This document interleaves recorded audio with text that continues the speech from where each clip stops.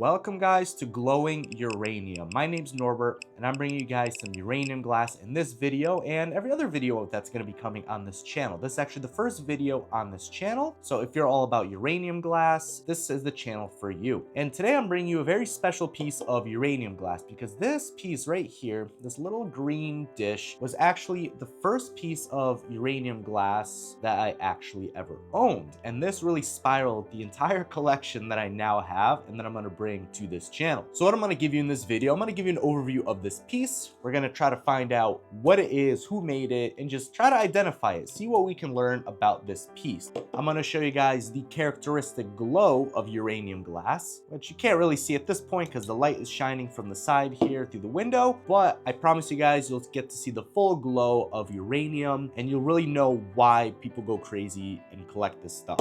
Now with uranium glass, one of the key ingredients is uranium. So I have what's called a Geiger counter here, which actually will tell us how radioactive this piece is. So this is a, depending on how you want to pronounce it, a sherbet dish or sorbet dish, depending on the pronunciation, where you are. Different people pronounce it differently. There's been arguments since the dawn of that word till today on how it's supposed to actually be pronounced, but that's what this is. I'm going to pronounce it a sherbet dish. In general, what even is this? What is uranium glass? What's so special about it? Why do people love this stuff? It's called uranium glass because when they created this, they actually used uranium. And uranium is what gives it this characteristic green glow. And it's even more accentuated when you leave it in direct sunlight. And I'll go into that a little bit later when I show you guys the blacklight. Now, when this stuff was initially made, it was made during the Depression period. That's why usually glass like this from the era is called Depression glass, because it was glass that was mass manufactured during the Great Depression in the United States. A lot of the glass is going to look very similar. If you look at a lot of books that talk about it, Depression glass, A Collector's Guide,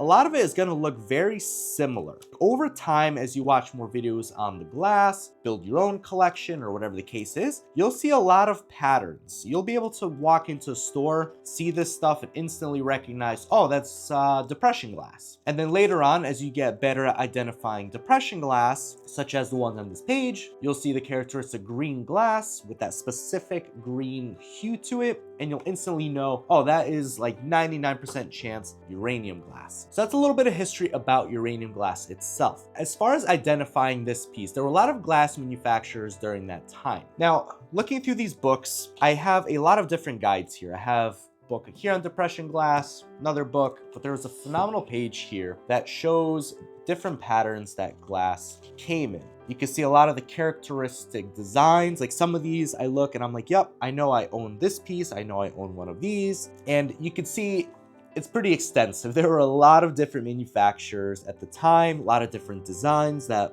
overlapped between manufacturers. So some pieces are very easy to identify because they have very specific designs and patterns. So this has what's called a starburst design. Let me bring this a little closer. So as you can see, it's a star that's pretty much cut and milled all the way around. And there are different manufacturers that made similar designs to this. So I'd say this piece is probably from the 20s, basically during that same Depression glass era, or maybe even a little bit before that. It may be like the 10s, the late 10s. And it's very common at the time to not leave any marks here by a manufacturer. Whereas modern glass, usually it said made in this country, made here, made by this company. Usually get more info as time goes on with more modern pieces. Now, I tried looking everywhere through these books for this pattern, and I specifically could not find one that matched enough to where I could say, yep, this company definitely manufactured this. I just couldn't find anything like that. Now, a couple manufacturers that could have produced this at the time: Fostoria, Cambridge Glass Co., Indiana Glass, US Glass Company. Identifying this piece, very difficult. But nonetheless, this is a very special piece to me because it really spiraled my whole entire collection. So before I get into the characteristic green glow, let's actually take out the Geiger counter. Now, if you've never seen one of these before, it's called the Geiger counter. And essentially what it does is it measures how radioactive something is by measuring how many particles are shooting off of it. So if you ever watch movies like Fallout or play the games or watch like the show Chernobyl and you hear that clicking sound, that is basically what a Geiger counter does. So let's turn this on. Now, initially, I'm actually going to move this piece out of the way so I can talk talk really quickly about the Geiger counter and what you're gonna see on here. Counts per minute. This is basically per minute how many particles it detects. The uranium glass, even if I take it way behind me, way out of view, over time, this is still gonna pick up particles. That's very, very normal because there is what's called background radiation all around us. So no matter where you go, this will detect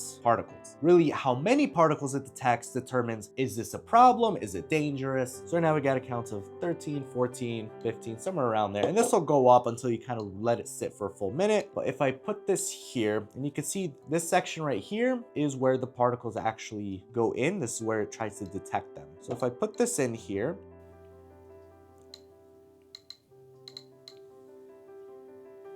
what you see by the clicking is it's definitely higher. So we're right now at about 30, and I'm not going to leave this here for a full minute. I'm not going to get a full gauge. What you see is this is radioactive. This does obviously, as I mentioned, have uranium in it. People can still eat from these. They can still drink from these. It's not dangerous. It's such a low level of radiation that it's not really going to cause you any kinds of harm. So if you're ever thinking about collecting this stuff or you have some in your home, don't worry. You're not going to grow a third limb. You're going to be okay. As I mentioned before with the sunlight, now that the sun is beaming through here, UV light reacts with uranium and it gives it that green glow. So right now you can see it has a very, very faint kind of a glow. Like it looks more neon than it really is supposed to. And when I actually take out the black light, you can see that middle part really starts to glow. And that is really the cool part about uranium glass. People set up cabinets, they set up whole displays with UV light that just illuminates this stuff. So let's actually take this and I'm going to show you exactly what this looks like in full darkness with a UV light, because that is where the magic is with uranium glass. Now that we have the lights turned off and it's nice and dark in here, let me show you why people go crazy for uranium glass. If I take my UV light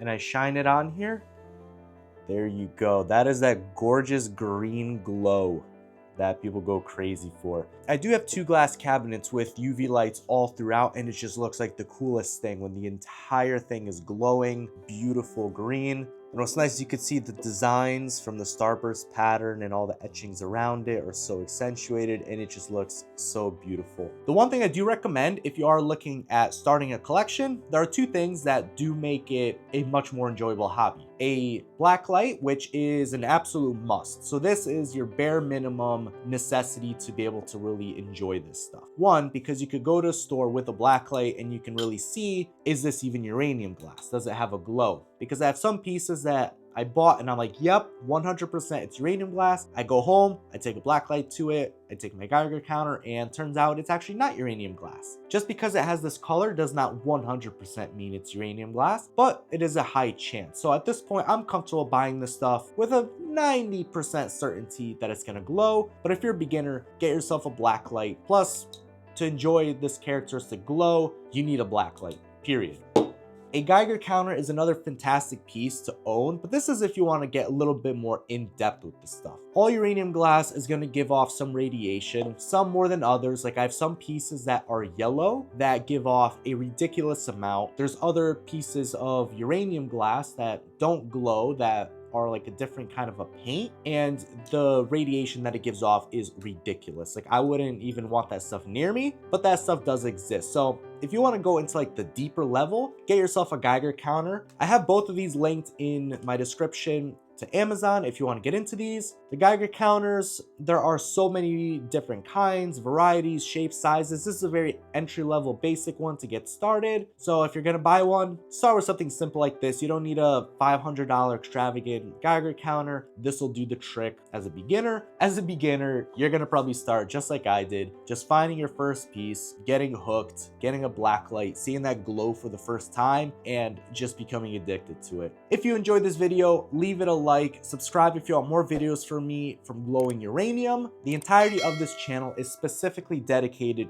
to my uranium glass collection. All my videos are going to be in a very similar format to this. I'm going to take a piece, show you what it's all about, show you its glow, how much radiation it has. We're going to try to identify it, and I'm just going to talk a little bit about the piece. Now, my first couple videos may be a little different as I play with different camera angles, what things I mention, how much I edit, all these kinds of things. So my initial videos are are going to be a little different. But as I kind of find the rhythm, find the groove that I want these videos to really look like and how I want them presented to you guys, they're going to become a bit more consistent in that fashion. Subscribe for that. Thank you guys so much for watching. Till next time.